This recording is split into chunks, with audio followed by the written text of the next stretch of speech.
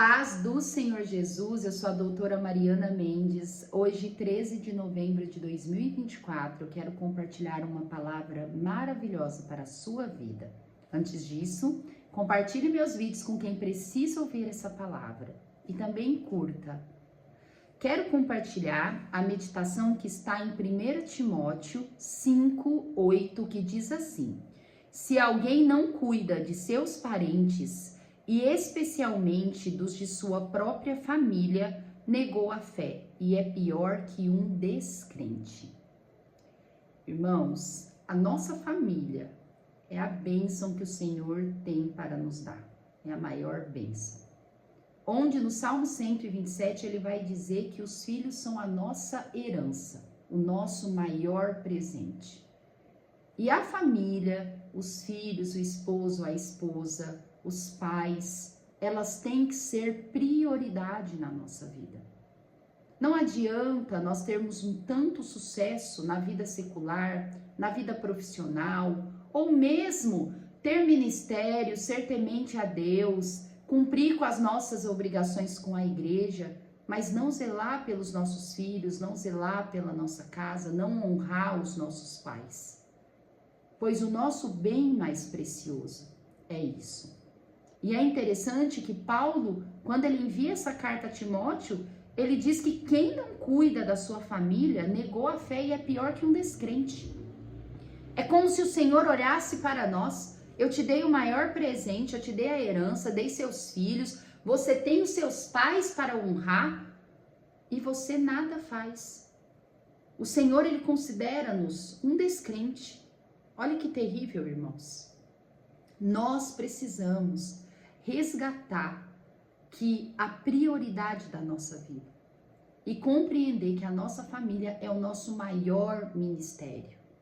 Eu acho tão interessante quando eu medito em Efésios, onde a carta aos Efésios, Paulo vai dizer: honrai teu pai e tua mãe para que tudo vai bem, que você tenha vida longa. Irmãos, talvez nesse momento muitas coisas na sua vida não vai bem, porque talvez você não está honrando os seus pais. Talvez você não está cuidando dos seus filhos como deveria cuidar. Nós temos que cuidar de nós, obviamente, da nossa saúde, da nossa vida particular, mas nós não podemos esquecer dos tesouros que Deus dá para cada um de nós. Que hoje nós possamos meditar na nossa vida particular, lembrar como que é a sua vida conjugal, como está a sua vida com os seus filhos, com os seus pais, com todos os seus familiares. Se você é aquele que tem uma palavra de encorajamento, de motivação, se você é aquele que ora para aqueles que vêm até você, te pedindo ajuda, e que muitas vezes pode ajudar e não ajuda, e mesmo quando não pode, a oração, uma palavra de motivação acaba sendo muitas vezes muito mais importante do que qualquer ajuda material que a gente pode dar. Que hoje nós possamos aproveitar essa meditação para avaliar como está a nossa vida familiar. Eu me lembro de um testemunho onde eu vi um pastor dizendo que por ele, um pastor mais até idoso, de uma grande jornada ministerial, onde ele diz que há muito ele era solicitado na hora da morte, quando a pessoa estava internada, quando a pessoa já não tinha mais um prognóstico de vida, e ele era chamado para orar. E ele diz que em todas as vezes que ele participou desse momento, ele nunca viu a pessoa no leito da morte pedir para trazer talvez o carro que ele comprou, ou trazer as escrituras dos bens materiais que eu conquistei. Mas eles pedem para ter a presença da família, a presença dos filhos, a presença dos netos, todos os seus entes queridos.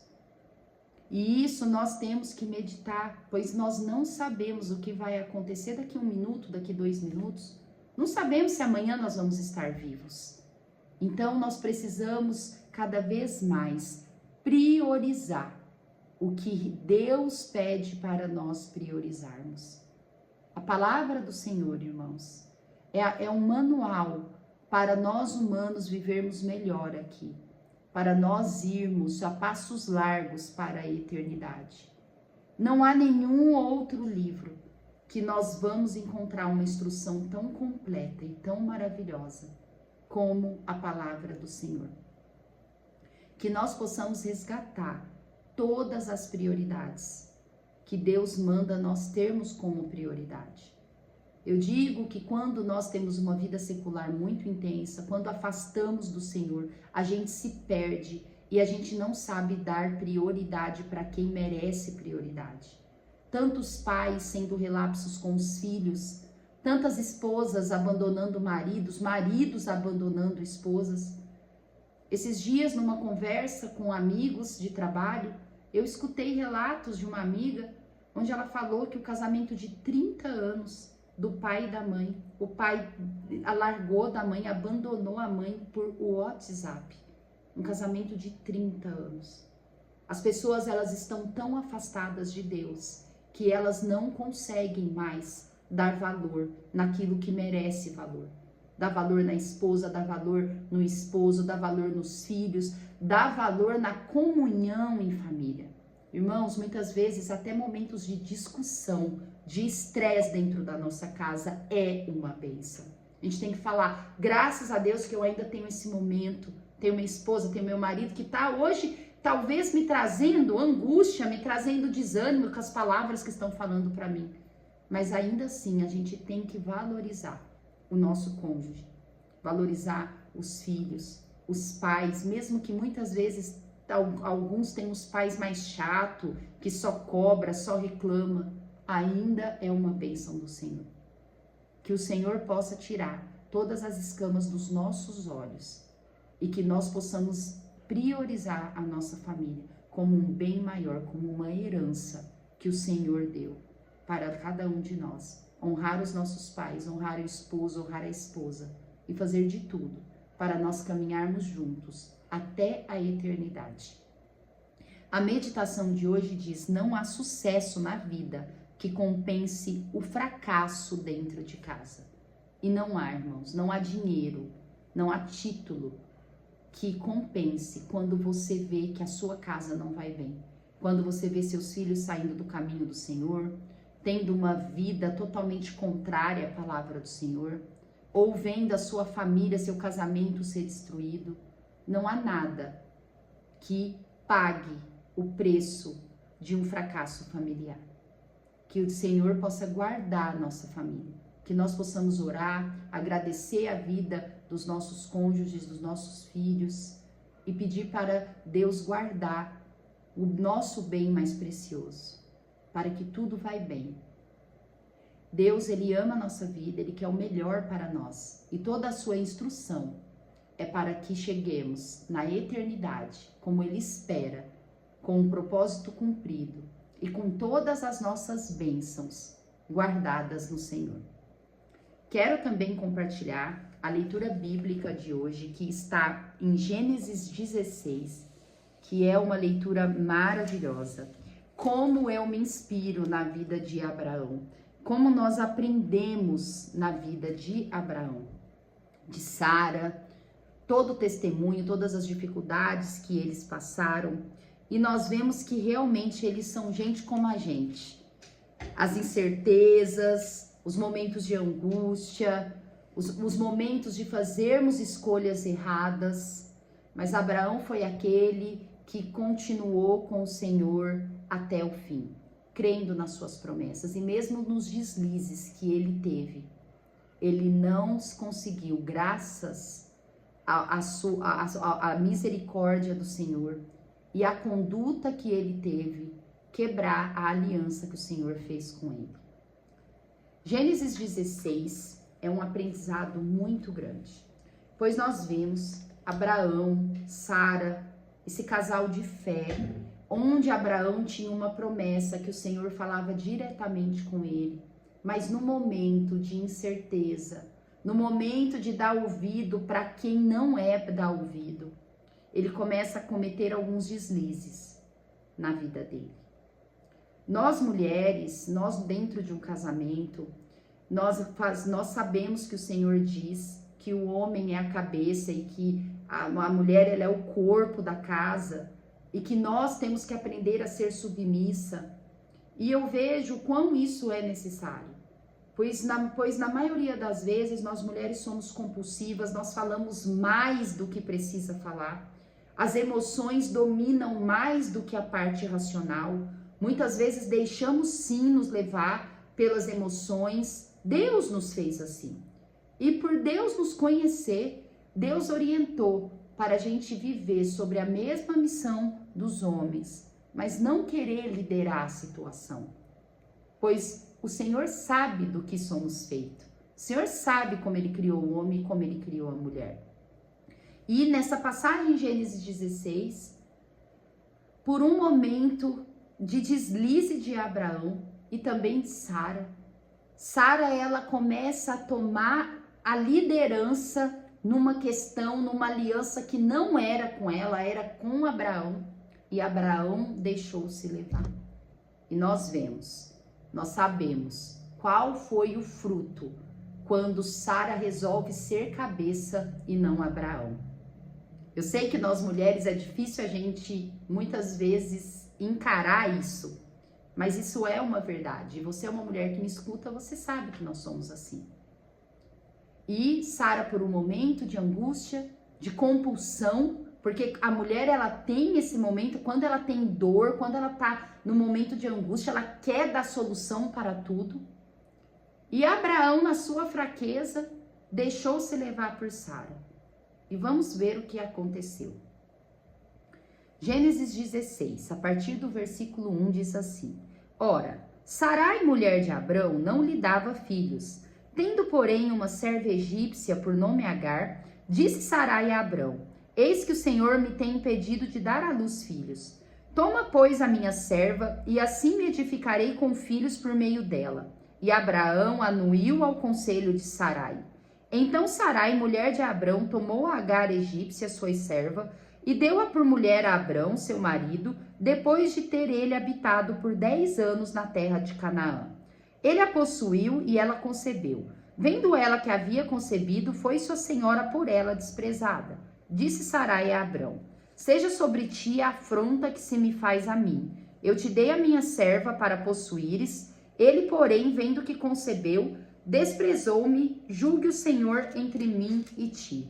Respondeu Abrão a Sarai: A tua serva está nas tuas mãos. Procede segundo o melhor te parecer. Sarai humilhou-a e ela fugiu de sua presença. A palavra aqui diz o seguinte, irmãos. Sarai, idosa, tinha a promessa que Abraão falou, que eles teriam um filho. Porém, ela vendo os anos passar e nada aconteceu, ela acreditou que não era para ela aquele filho. E tinha uma cultura na época, quando a mulher era estéril, ela podia se utilizar da serva para conceber e aquele filho seria dela, seria do casal. E assim Sarai fez. Ela ofereceu sua serva, Agar, uma egípcia, não era nem uma mulher de Deus, do povo de Deus. Deu para o leite de seu marido, Agar engravidou, porém, logo depois dela ter gerado, Agar começou a se sentir importante. Sarai, vendo isso, se arrependeu e expulsou Agar do acampamento. Como vemos uma decisão errada, pois muitas vezes nós queremos condenar Sarai, mas eu creio que a maior culpa foi de Abrão, pois Abrão ele era o cabeça do casal e Deus tinha dado a promessa para ele. Quando Abraão ouviu aquela proposta indecente de Sarai, era para logo ele dizer: Sarai, jamais vou fazer isso. Eu tenho uma promessa, o filho é nosso. Mas Abraão, ele titubeou e ele fez o que Sarai propôs. E nisso criou um problema para aquele casal. Pois nós vamos ver a história que Agar, ela concebeu Ismael. E Deus depois veio a confirmar que Ismael não era o filho prometido de Deus. Mas a consequência já tinha ficado. A consequência de um filho da escrava, da serva, não por ser a serva, mas de outra mulher, já tinha permanecido na vida do casal. E todos os problemas que trouxe com isso permaneceu até os dias de hoje. Pois nós sabemos que a linhagem de Ismael é a linhagem dos muçulmanos, que até hoje traz grande confusão para o mundo. É por isso que nós não podemos esquecer das promessas de Deus. Se naquele momento Abraão não admite a proposta de Sara e continua confiando no Senhor, nada disso tinha acontecido. Que nós mulheres sejamos sábias de saber que muitas vezes trazer liderança para a nossa casa não é o mais indicado. Eu sei que Deus levanta mulheres na ausência quando o homem não cumpre o seu papel, mas isso tem que ter muito discernimento e muita sabedoria. Que todo o que ele passou, todo o testemunho da vida desse casal possa ser uma inspiração para nós sabermos como nós devemos agir nos momentos de crise. Pois o que tinha lá na casa de Abraão e Sarai era um momento de crise. E Sarai, ela tomou a liderança e pôs tudo a perder. Só que a misericórdia do Senhor, como nós vimos, dura para sempre e conseguiu. Conseguiu de uma forma graciosa, maravilhosa, o cumprimento da promessa do Senhor na vida deles. Mas a consequência de uma má escolha dura até hoje. Que isso possa ser inspiração para a nossa vida. Amo vocês em Cristo Jesus. Até amanhã.